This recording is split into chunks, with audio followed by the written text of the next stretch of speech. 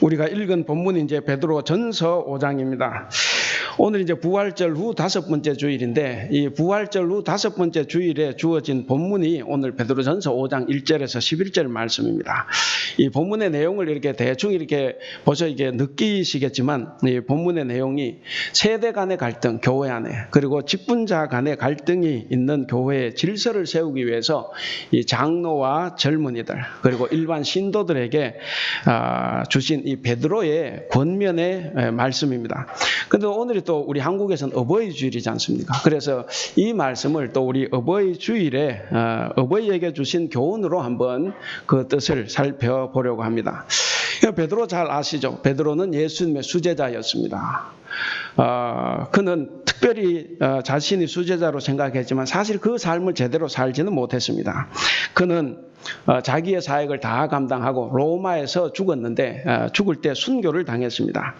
AD 64년 7월 10일 64년 7월 10일에 네로 황제가 로마시에 불을 지르고 그 불길이 너무 번지고 이게 걷잡을 수 없이 여론이 악화되니까 그 방화범을 이 기독교인으로 몰아세웠습니다. 그래서 기독교인에게 다 뒤집어 씌우고 그때부터 박해를 시작했는데 그가 재임하는 4년 동안 엄청난 박해를 가했습니다. 거기서 끝난 것이 아니라 네로 황제 이후에 9명의 황제가 들어서면서 극심한 이 기독교 박해가 있었습니다.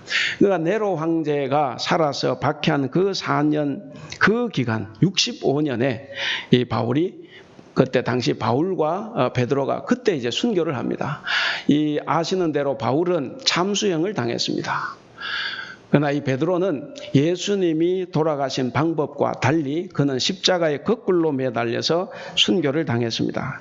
오늘 본문이 속해 있는 이 편지는 베드로가 네로 황제의 박해로 인해서 순교하기 직전에 이 로마에서 기록한 서신입니다. 그렇기 때문에 이 편지는 네로 박해 시대에 고난받는 성도들에게 주신 그런 위로의 편지입니다. 그리고 백절불굴의 용기를 심고 하나님 나라의 산 소망을 심어주는 그런 용기와 희망의 편지이기도 합니다. 이 베드로는 그럼에도 불구하고 이 교회에 여러 가지 문제가 있었을 때 그 교회의 질서 유지를 위해서 장로들과 젊은이들에게 이렇게 각각 힘써야 할 바를 말해주고 있습니다. 우리가 신앙생활하면서 교회에 오면 제 후배도 있고 제 선배도 있습니다. 그렇기 때문에 신앙의 선배로도 살아야 되지만 신앙의 후배로도 살아야 됩니다. 각각에게 지워진 임무들이 다 있습니다. 그리고 오늘 이제 장로 그랬는데 장로로서의 역할과 이 일반 성도로서의 역할도 우리는 잘 감당을 해야 합니다. 우리 오늘 이 말씀을 우리가 깊이 묵상하면서 우리 교회가 서로가 존중하고 존경하고 그리고 사랑하는 아름다운 신앙의 공동체가 될 수 있기를 그렇게 성장하기를 바랍니다. 또한 어버이 주일을 맞이해서 우리 가정이 부모와 자식 간에 서로 잘 소통하고 배려하는 그런 신앙의 가정 공동체로 성장할 수 있기를 바랍니다. 우리 이제 지난 9일에 투표를 하고 이제 10일에 대통령이 취임을 했습니다. 그리고 지금 현재 대통령이 보이는 행보가 거의 파격적으로 우리에게 이제 다가오고 있습니다. 모든 것들을 다 내려놓고 정말 국민과 소통하는, 가까이 가는, 분명히 다음에 가면 이제 말썽도 많이 일어날 건데, 그러나 이 행보가 우리에게 시사하는 바가 참 많습니다. 지금 대통령이 5년 뒤에 물러날 때 우리 한국교회는 어떤 모습일까? 대통령도 다 내려놓고 소통하는데 우리 교회가 그렇게 소통하지 못한다고 하면 자칫 또 한 번 우리 교회는 어려움을 당할지도 모르겠습니다. 그렇기 때문에 우리가 소통하는 것, 가족 간에 부자 간에 소통하는 것, 그런 배려와 사랑이 넘쳐나는 그 공동체로 성장해야만이 우리 한국에 계신 교회는 물론 우리 가정이 제대로 성장할 수 있다고 봅니다. 이 베드로 전서는 여러분 보시면 알듯이 1절 읽으셨죠? 장로가 장로에게 권면하는 서신입니다. 그래서 혹시 퀴즈에 장로가 장로에게 전하는 서신, 이름 딱 이거밖에 없습니다. 베드로 전서입니다. 오늘 설교에서 저는 이 본문에 나오는 장로를 그냥 현재 우리 교회 장로 이렇게 생각하지 않고 확대를 합니다. 원래 장로는 헌법에는 두 종류가 있어요. 치리만 하는 장로가 있고 치리와 설교를 하는 장로가 있습니다. 알죠? 치리만 하는 장로는 누굽니까? 지금 장로님들이에요. 치리와 설교를 하는 장로, 그건 목사입니다.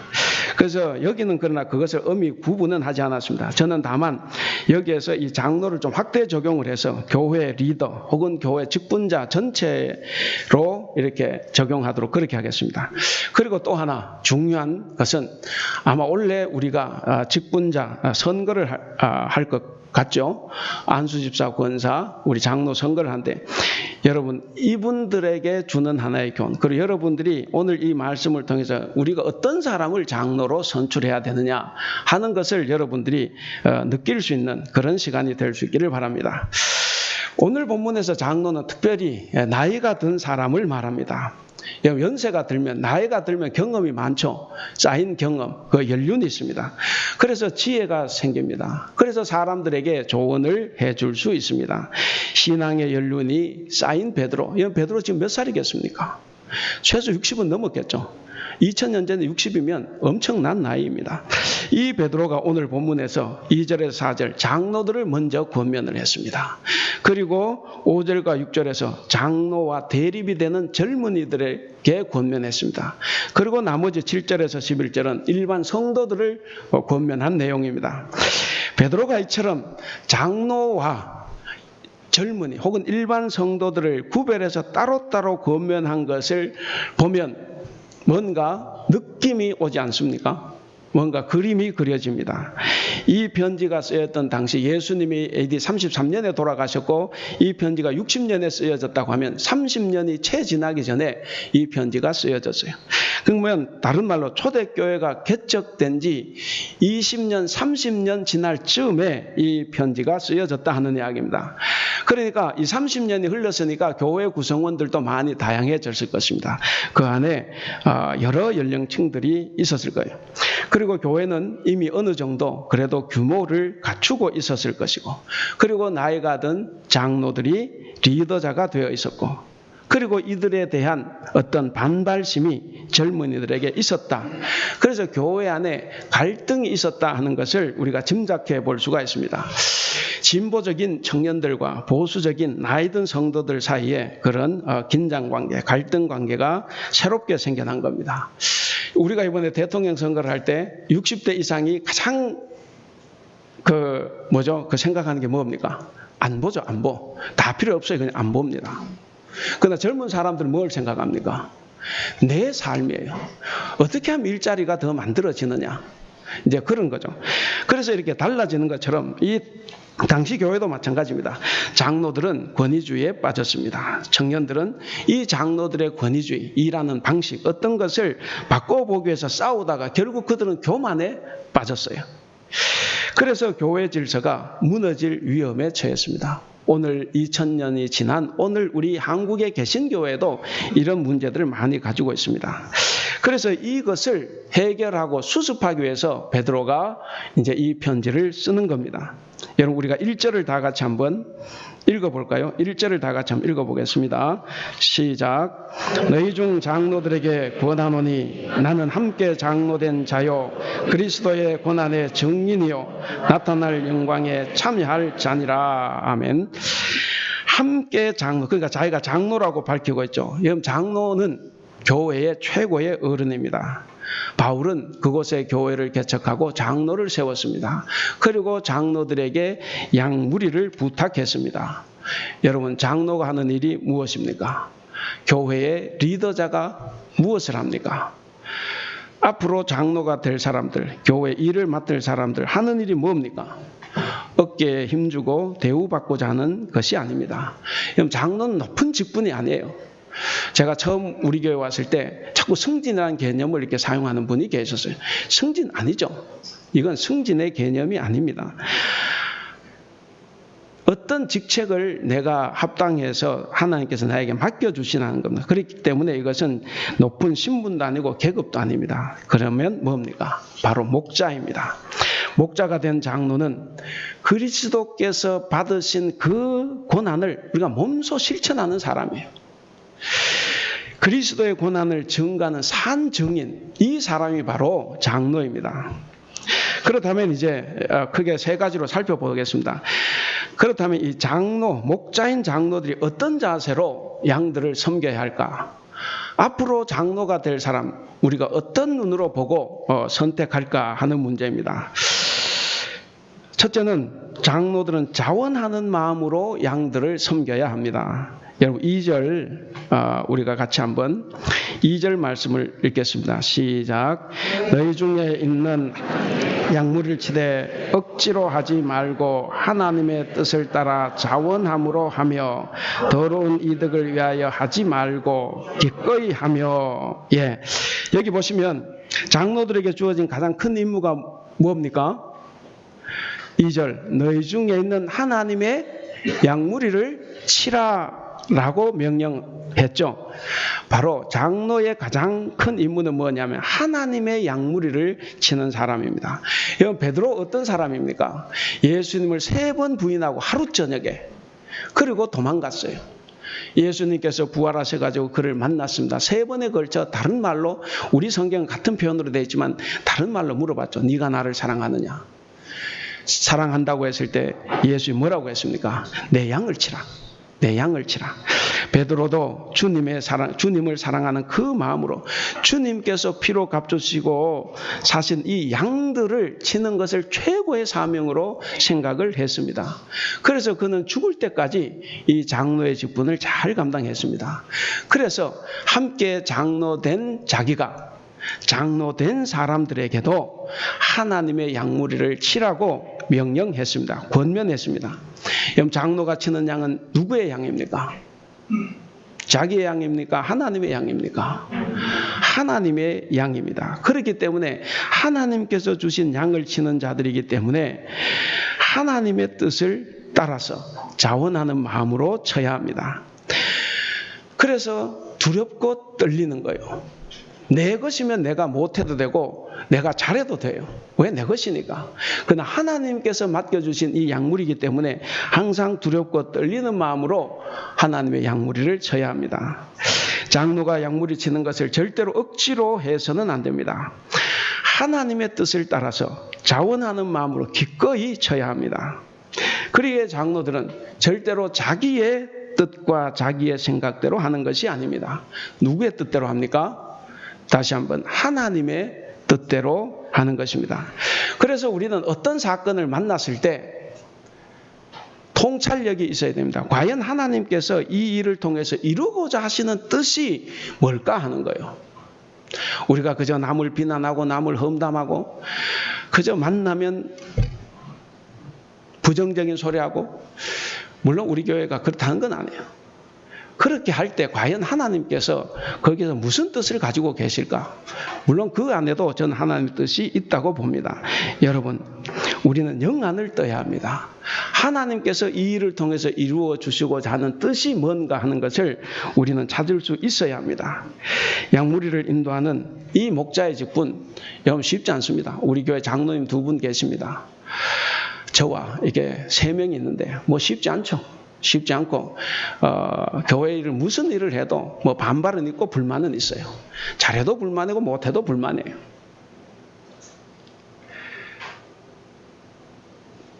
과연 우리가 이 속에서 하나님께서 우리에게 주신 뜻이 뭘까? 바울이 에베소 교회에서 양들을 겸손과 눈물로 섬겼다, 그렇게 이야기를 합니다. 사도행전 2장 31절에 보면 3년이나 밤낮 쉬지 않고 사람들을 눈물로 훈계했다 그랬습니다. 그런데 그 눈물이 뭘까? 우리가 고린도 후서를 보면, 여러분 바울, 지금 우리가 생각할 때 바울은 엄청난 사람이죠. 기독교가 있도록 한 장본인입니다.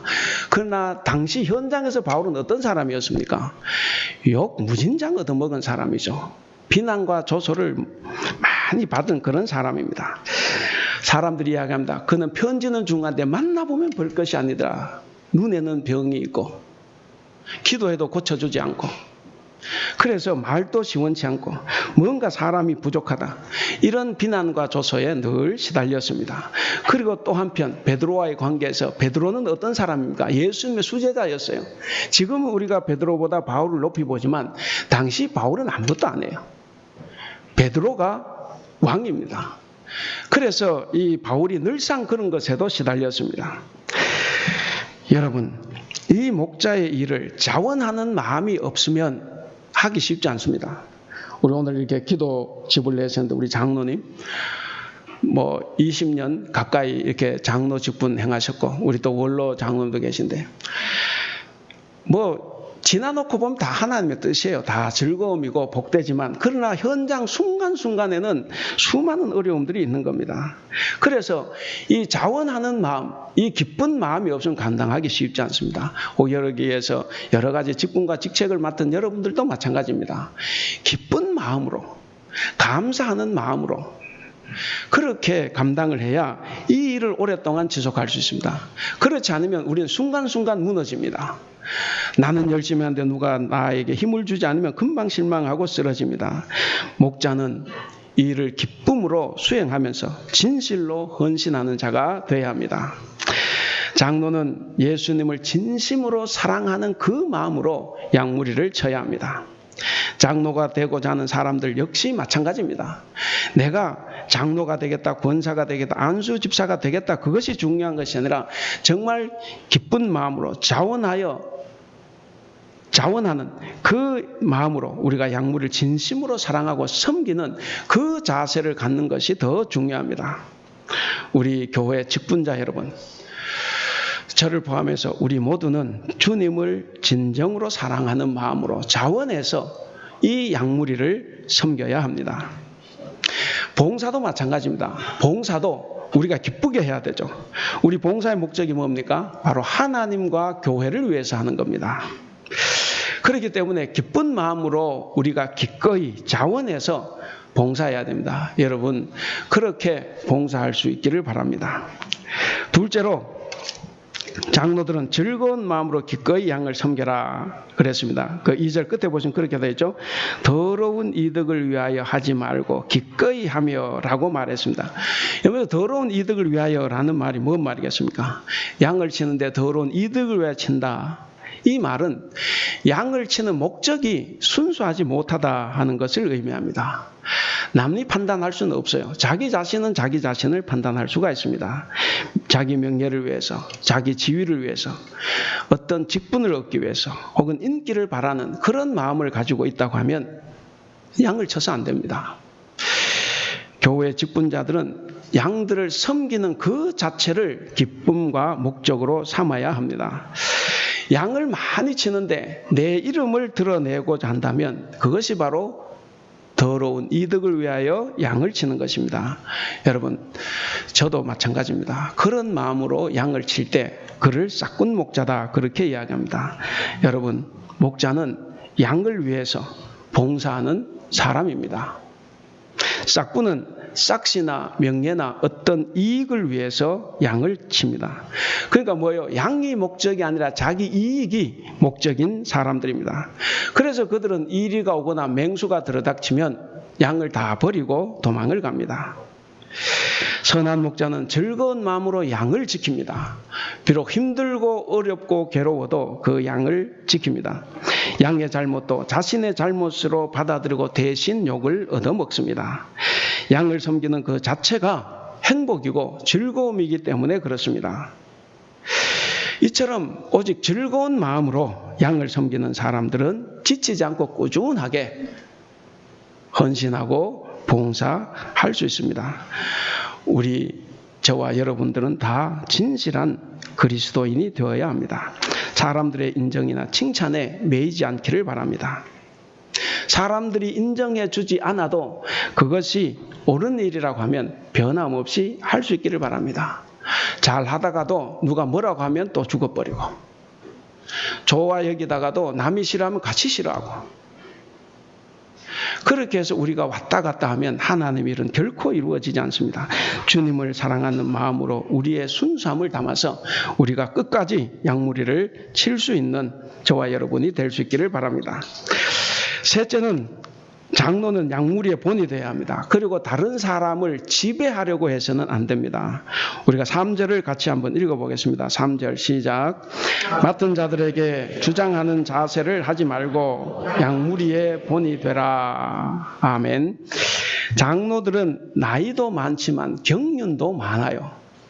세상 경험을 훨씬 더 많이 했습니다. 그동안 교회에서 쌓은 봉사도 큽니다.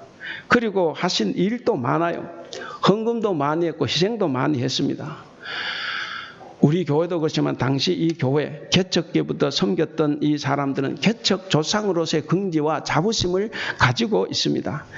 사실 그러다 보니까 교회에서 자기가 맡은 자들에게 주장하는 자세를 취하기가 쉽습니다.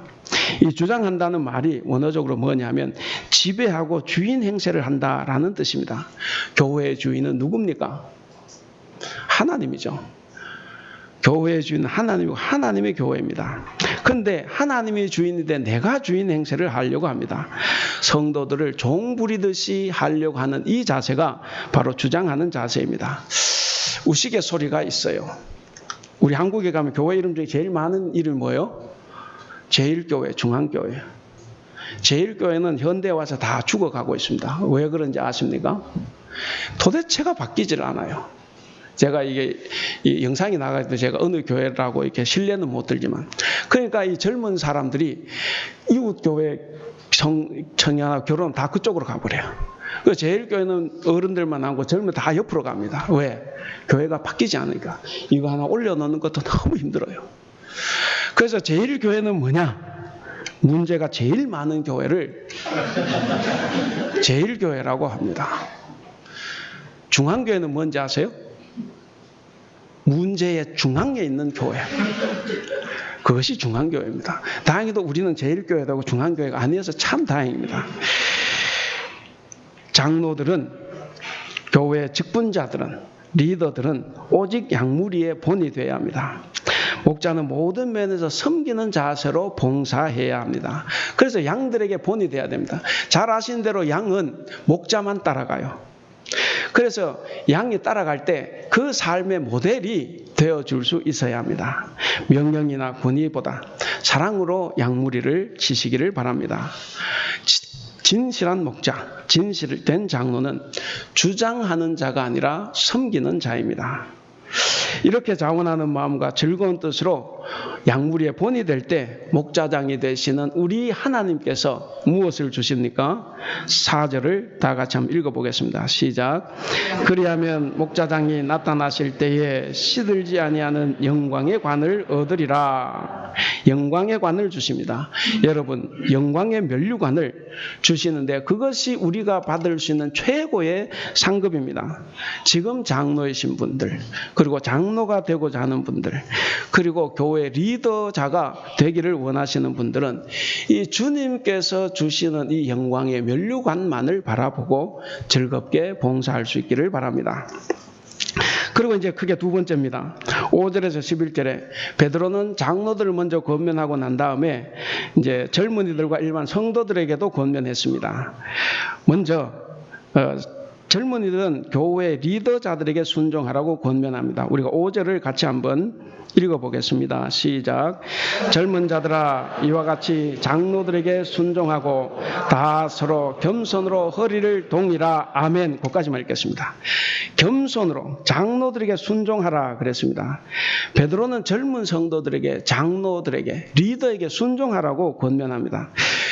여러분 보면 때때로 마음에 안 들 때도 있겠죠. 젊은 사람들의 눈으로 봤을 때. 아까 얘기했듯이 진보적인 사람이 보수적인 사람 보면, 보수적인 사람이 진보적인 사람을 보면 마음에 들지 않고 이해되지 않을 때도 있습니다. 그럼에도 불구하고 뭐 하라는 거예요?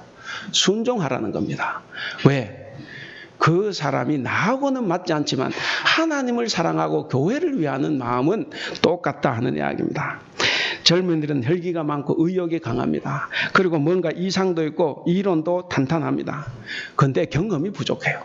경험이 부족하고 경험이 부족하면 이상적이지 않은 존재 또 이상적이기까지 합니다. 그러니까 뭡니까? 현실을 제대로 판단하기가 쉽지 않습니다. 항상 이론과 실제는 다르기 때문에.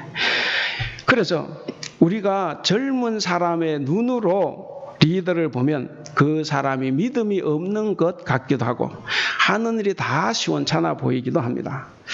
그래서 리더를 무시하고 자기가 하면 아마 훨씬 더 잘할 거라고 생각을 합니다. 저도 그랬어요.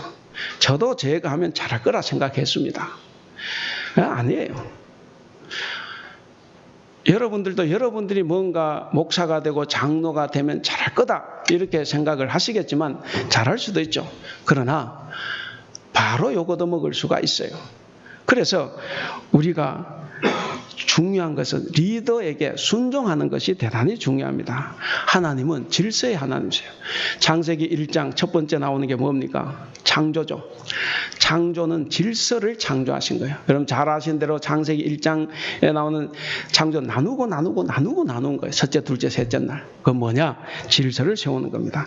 그래서 이 질서를 따르도록 하신 우리 하나님이시기 때문에 리더의 경험과 지혜를 우리는 인정하고 순종해야 합니다. 그 다음 두 번째로 베드로가 젊은이에게 주신 교훈이 서로 겸손하라고 하는 권면입니다. 아까 우리가 읽은 부분 거기서부터 우리가 6절까지 읽어보겠습니다. 시작.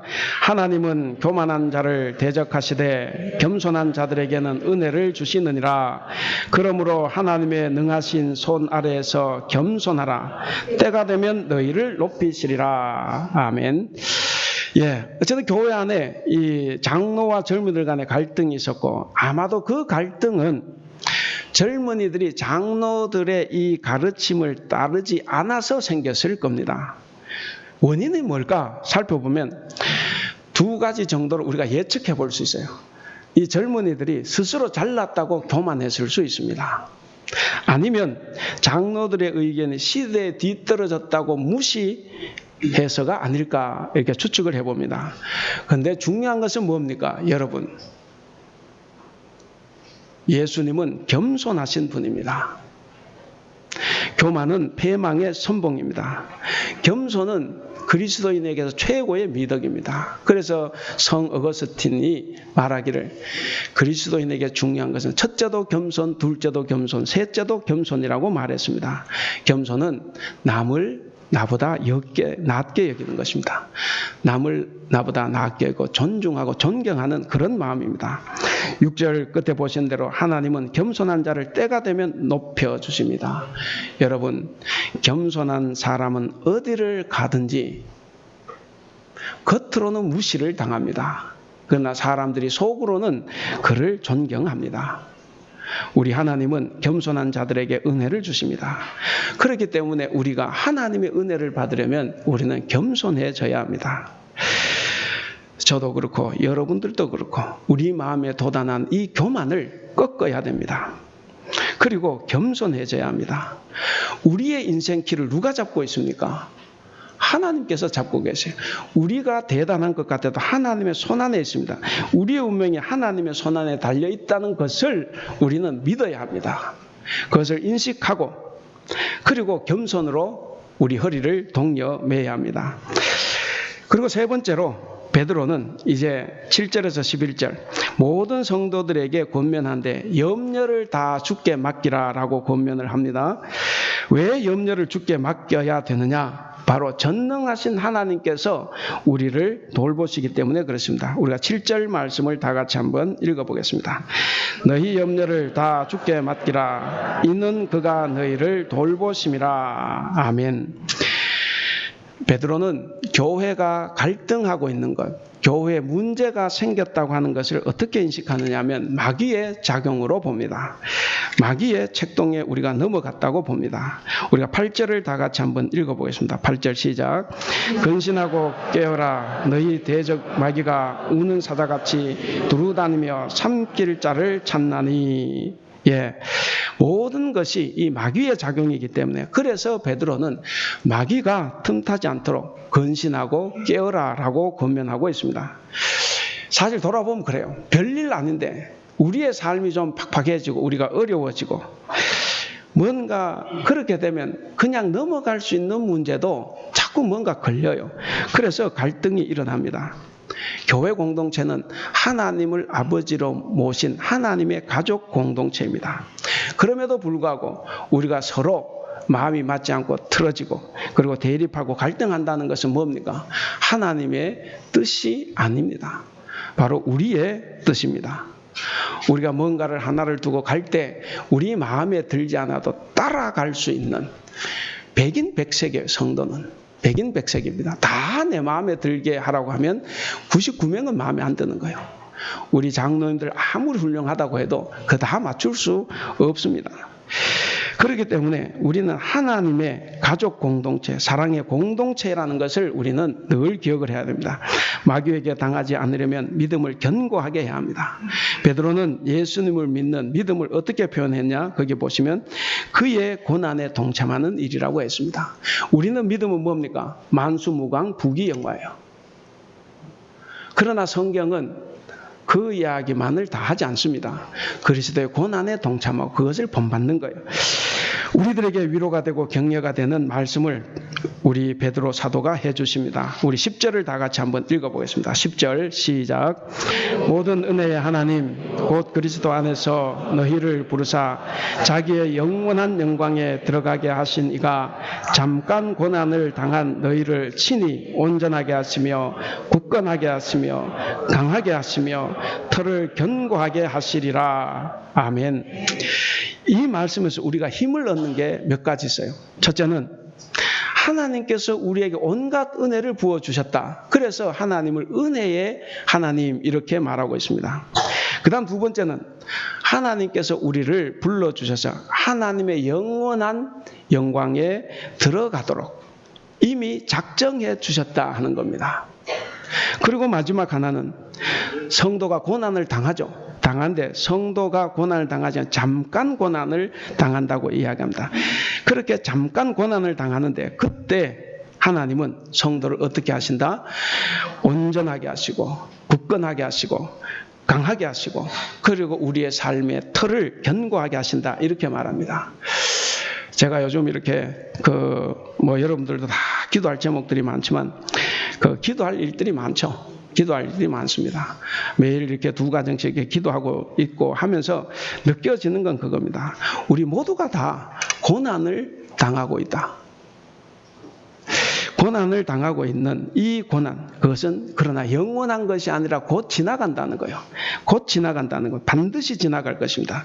그래서 여러분들 고난을 당한다고 해서 하나님이 나에게 관심이 없다거나 보살핌이 없다거나 그래서 슬퍼하지 않기를 바랍니다. 불평하지 않기를 바랍니다. 그래야 우리가 마귀에게 기회를 주지 않습니다. 여러분 성도라고 해서 완전하겠습니까?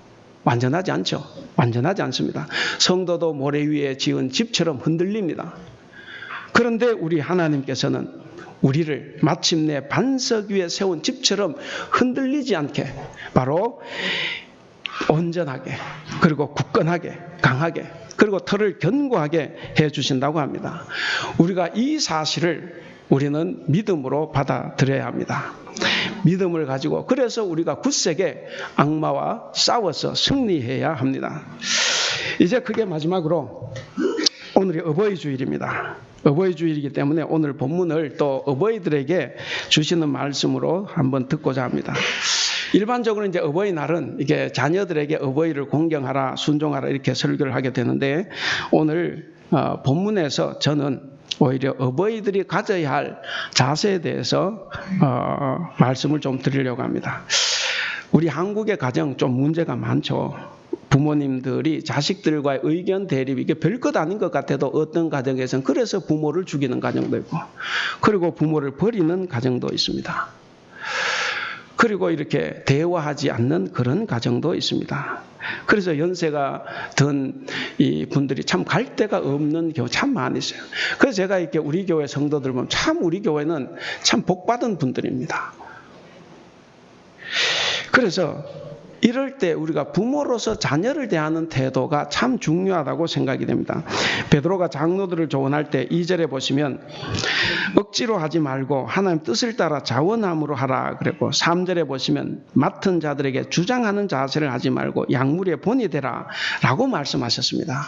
그래서 이 말씀에 근거해서 가정에서도 부모가 혹은 아버지가 자기가 옳다고 무조건 따르라고 강요하지 말고 본을 보여주시기를 바랍니다. 물론 여기 계신 분들 다 그렇게 하는 분이지만, 아버지는 책 한 번 읽지 않고 맨날 TV만 보면서 자꾸 공부하라고 하면 이게 자녀가 그 공부가 잘 될까?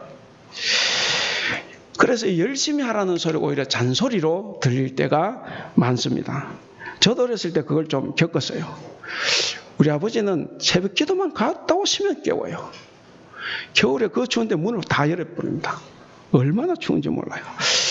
그래서 이게 뭐 다 좋은데, 어찌됐든 우리가 부모가 그렇게 하지 않고 하면 자녀들이 잔소리로 들을 가능성이 많습니다.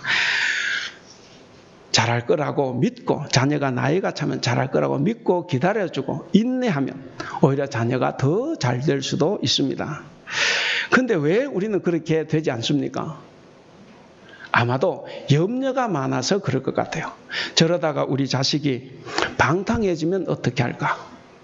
저러다가 내 자식이 사회에서 낙오자가 되면 어떻게 할까? 저러다가 시집장가도 못 가면 어떻게 하나?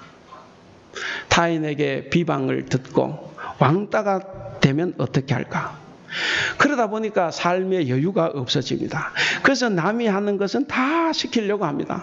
정말 부모의 사랑인데, 그러다 보니까 자녀들은 이래라 저래라 하는 이 부모의 소리가 좋은 말이 아니라 강압적으로 들릴 수도 있습니다. 내가 장가가고 가정을 이루었는데 우리 엄마 아버지는 나만 보면 뭘 시켜요? 그러면 자꾸 화가 납니다. 그러면 가정에 갈등이 일어나죠. 교회도 그렇고 우리의 직장도 우리 사회도 다 그럴 거라고 봅니다. 여러분, 부모님들이 믿어주고 기다려준다면 아마 자녀들이 더 바르고 강하게, 비록 실수는 하고 시행착오는 겪어도 더 강하고 든든하게, 정말 공동체, 어느 공동체에서든지 존경받으며 살아갈 수 있을 거라고 확신을 합니다. 그래서 제가 오늘 설교 제목을 너희 염려를 다 주께 맡기라 라고 정했습니다. 여러분, 염려가 들 때마다 우리 주님께 맡기고 기도하시기 바랍니다. 사업 걱정, 자녀 걱정, 노후 걱정, 그리고 사람들과의 관계에서 오는 어떤 오해와 갈등, 이런 문제들, 내 생각대로 하려고 하면 자꾸 문제가 커집니다. 마음에서 나온 이런 근심 염려가 생길 때 이것을 모두 다 주님께 맡기고 주님께 기도합시다. 그리고 내 주장을 고수하려는 자세에서 타인의 말에 귀를 기울이는 그런 부모님, 그런 성도가 될 수 있기를 바랍니다. 이제 말씀을 정리하겠습니다. 우리가 어떤 이유로 해서든지 간에 교회에서 분열이나 갈등이 일어나는 것, 그리고 위기를 조장하는 것, 이것은 하나님의 뜻에 어긋나는 마귀의 책동입니다. 회개하고 하나님의 가족 공동체가 우리가 잘 보존되도록 우리가 서로 노력하고 기도해야 합니다. 교회 안의 리더들은 그 직분을 억지로가 아니라 자원해서 감당하고, 자기 이익을 위해서 하지 말고 기쁨으로 감당하고, 그리고 권위를 내세우면서 자기 주장을 펼치지 말고 본을 보이며 앞장서야 합니다. 그리고 우리 성도들은 하나님이 세우신 교회 질서를 존중히 여기기를 바랍니다. 그래서 리더들에게 꼭 존경하고 그리고 겸손하게 순종하시기 바랍니다. 그리고 특별히 이 말씀을 준비하면서 고난을 당하고 있는 우리 성도들에게 하시는 말씀, 이 말씀을 깊이 새겨봅니다. 지금 당하는 고난은 그리스도 안에 있는 모든 형제들이 다 겪는 고난입니다. 여기 고난 당하지 않는 성도들 손 들어보세요. 다 고난 당합니다. 다 어려움이 있어요. 어떤 데는 기도하면 할수록 더 어려워질 수도 있어요. 왜? 하나님께서 우리를 향하신 뜻이 우리와 다르기 때문에 그럴 수가 있습니다. 그러나 그것은 잠깐 있다가 지나갈 것입니다. 여러분, 잠시 후면 우리 하나님, 은혜 하나님께서 우리를 부르시고 그리고 우리를 영광의 자리로 들어가게 하실 것입니다.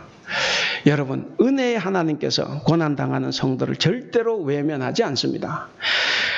온전하게 하시고 굳건하게 하시고 강하게 하시고 그래서 여러분들의 삶의 터를 견고하게 하실 것입니다.